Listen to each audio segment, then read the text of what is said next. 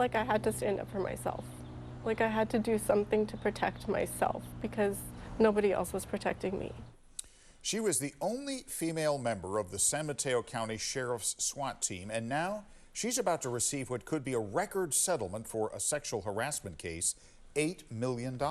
And she's giving her first interview to the I-Team's Dan Noyes, and Dan's here with us now. Dan. Well, and Dan, even though the county is paying that enormous amount, they are not admitting fault.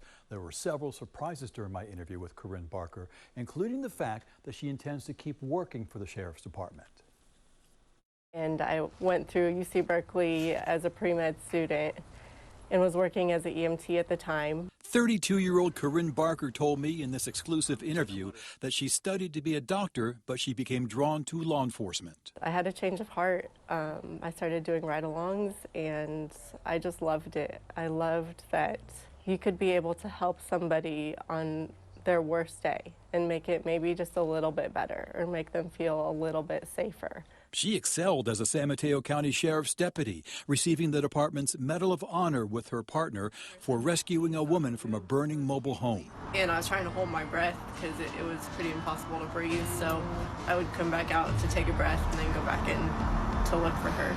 Then Barker joined the department's SWAT team, the only female member of the unit. That was kind of my pinnacle. That's as soon as I became a deputy, I knew I wanted to be on SWAT. How long before the problems started?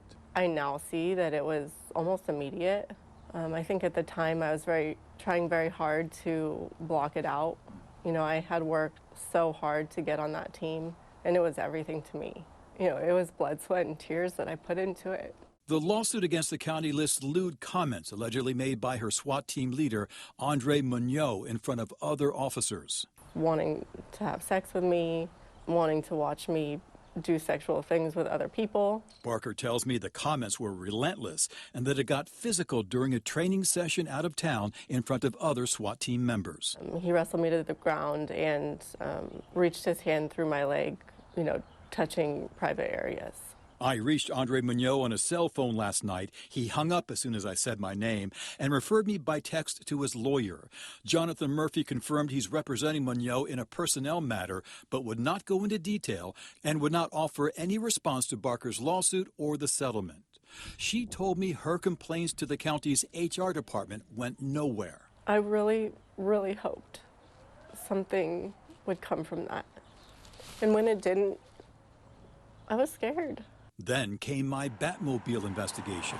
In July 2022, I reported that then Sheriff Carlos Bolanos sent a team of investigators to a garage in Indiana to recover a replica Batmobile for a friend. Andre Munoz was thought to be the leak who leaked that information. To me? Yes, to you. Yeah. Munoz was not my source, but Bolanos sent it to Internal Affairs, and Karin Barker's sexual harassment complaints became part of that investigation.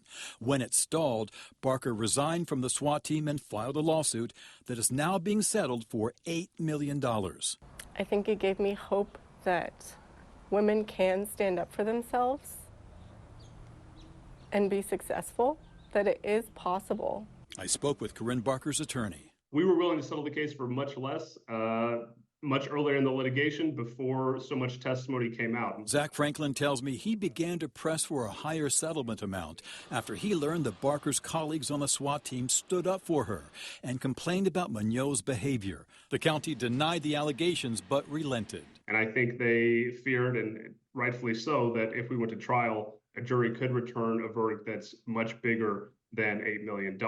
A statement from current San Mateo County Sheriff Christina Corpus depicts the harassment as incidents that occurred years ago under the previous sheriff. It says Corpus is committed to improving the culture at the department by prioritizing accountability and implementing higher standards, setting the tone that misconduct will not be tolerated under her watch.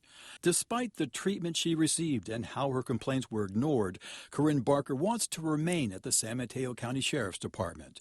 She's now a detective, focusing on homeland security. I still love this career. I still love what we stand for. But, you know, I'm the first to say that there are problems and we need to fix them.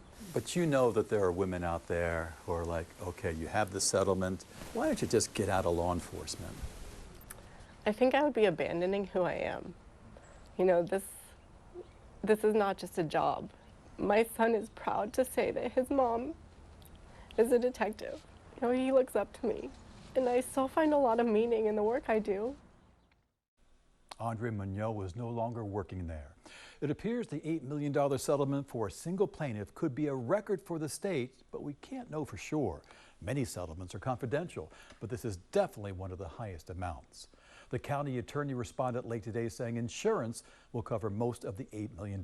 I'll be posting his entire email at abc7news.com. Wow. You can tell how meaningful it is for her to continue to work. It really is. Yeah. It was important to her. It Sure surprised me. Yeah. All right. Thank you so much, Dan.